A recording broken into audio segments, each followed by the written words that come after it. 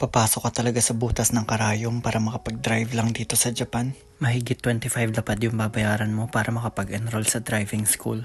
Lahat ng lesson kailangan mong pasukan, kahit pure Japanese pa yon, kailangan nandun ka. Pagkatapos ng isang mahabang batch ng lesson, may kailangan kang ipasang test. Pagkapasa mo ron, may isa pang mahabang batch ng lesson na kailangan mong attendan. Puyat ka man ay kailangan nandun ka. Pagkatapos mo nun ay kailangan mong ipasa ang dobleng haba ng unang test. 100 items, kailangan pumasa ka ron. Pero naman, kapag napasa mo na yon, sigurado isang disiplinadong driver ka na.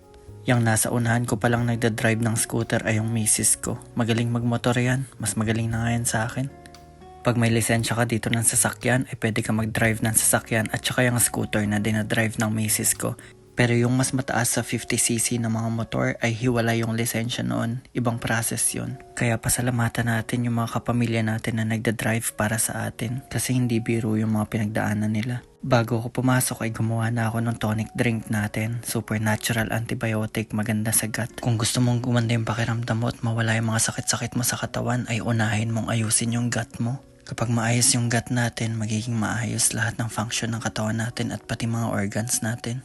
Siyempre, luya, pampaganda ng absorption ng nutrients. Dagdag natin yung bawang, pampalakas ng immune system natin para malabanan natin yung mga sakit.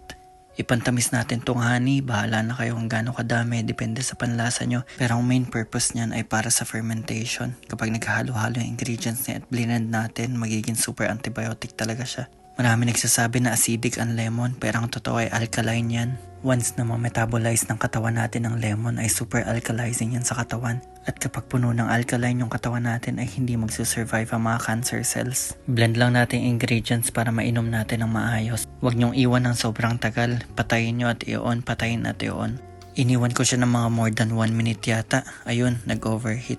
Expensive mistake yun at sana matutunan nyo na yun sa akin. Ngayon, kailangan ko nang bumili ng bagong blender pero mag-aabang lang tayo sa second hand shop ng mura. Pagdating kong school, nag-trade ako sa vacant ko. Nakakagulat ito nangyari sa USD versus JPY, yung pera ng US at pera ng Hapon. Kaya huwag tayong trade ng trade o invest ng invest. Dapat alam natin ginagawa natin. After ng morning classes ko, dumaan ako sa Family Mart para bumili ng lunch. Para sa akin, Family Mart talaga ang the best convenience store.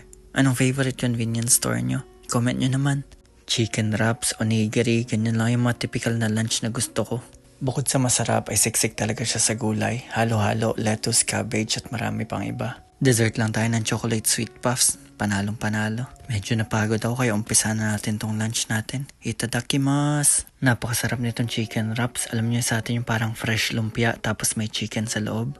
Kumbuhan pa natin itong favorite kong onigiri. Ang flavor niya ay spicy cod roe. Gawa yan sa itlog ng isda tapos pinaanghang nila. Napakasarap. Baka hindi appetizing ito sa inyo dahil ang itsura niya ay parang mga coffee beans. Pero napakasarap ng pagka-chocolate nito. Imagine niyo yung Rice Krispies o yung parang mga pinipig tapos haluan natin ng chocolate. Grabe, guilty pleasure talaga. Pagka uwi ko ay nakipaglaro na ako kay Mika. Umiiyak siya na nakita ko pero nung nilaro ko siya kasama si Mr. Elephant, tumatawa na lang siya bigla. Nakakatuwa siyang tignan.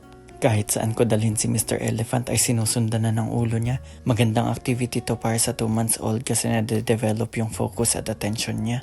Pagkatapos ay nag-dinner na kami ng misis ko. Ang sarap ng luto niya, binuburan ko lang ng paminta. Tinatry kong hindi na magkanin sa gabi para pagtulog ko ang gagawin ng gut ko ay maglinis at hindi mag-digest. Saktong workout na tayo pagkatapos mag-dinner. Kettlebell workout ang focus natin ngayon.